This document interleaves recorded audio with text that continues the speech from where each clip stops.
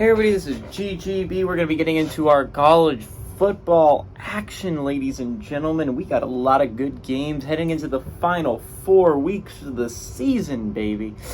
By the end of this month, really, we'll be done with college football, which is a scary thing to say, but well, not done with college football. Obviously, we still got bowl games, we still got playoffs, but the regular season will be done, which is crazy to think about, and we'll probably know which 4 teams are going to make the playoffs.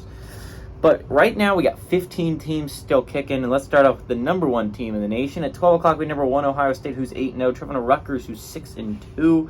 Ohio State favored by 19 on CBS. Kyle McCord has gone 148 at 231, thrown for 2,163 yards, 14 touchdowns to 3 interceptions. Trevion Henderson had 68 carries for 457 yards and 6 touchdowns on the ground, and Marvin Harrison Jr. had 48 catches for 889 yards and 8 touchdowns. Gavin Wimsatt for the Scarlet Knights has gone 91 and 181, thrown for 1,134 yards, 7 touchdowns to 4 interceptions. Kyle Monangai has been their star on the ground, has had 144 carries for 744 yards and 7 touchdowns. And Christian Drumels had 23 catches for 294 yards and 3 touchdowns. Ohio State's 9-0 against Rutgers all time. From 2014 to 2022, they have beaten them every single year. The closest game between these two teams was a 22-point difference.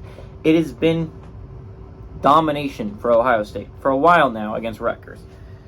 Can Rutgers finally change that? This is the best Rutgers team we've seen in a while. They're 6-2 through 8 games. And yeah, sure, they have yet to play Penn State or Ohio State. There's 2 of their final 4 games.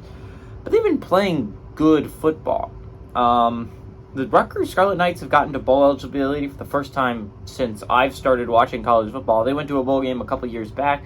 That was just because of COVID, and there wasn't a lot of eligible not eligible college football teams for bowl games, and they just let Rutgers in at 5-7 into a bowl game, and they got their butts spanked by Wake Forest, as one would expect, because Wake was like a 10-win team that year, or a 9-win team that year, and Rutgers was a 5-win team, so of course Rutgers was going to get their butts handed to them. But Rutgers is bowl eligible. They're going to go bowling this year, which is crazy to think about. Rutgers is actually a solid football team. Ohio State's great.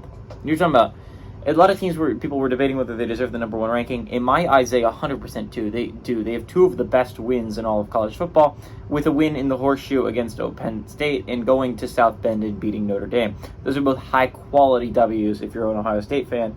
And the closest, best Georgia win has been a 3-loss Florida team. And while I love Florida with all my heart, not quite Penn State or Notre Dame level. And the best Michigan win is just not very good at all. They're nobodies that they're beating. It's probably Minnesota's their best win, and that's not a good best win if you're a Michigan fan. But I think what's really interesting here is, can Rutgers give them a fight? They gave Michigan a fight in the first half before Michigan started to slip away. Can Rutgers give them a little bit of a fight here? I think they could in the first half, but again, I think this is an Ohio State team that's really good. I have a lot of respect for. I think Ohio State slips away in the second half. Give me Rutgers to keep it close in the first, but Ohio State to win and cover by the end of the game.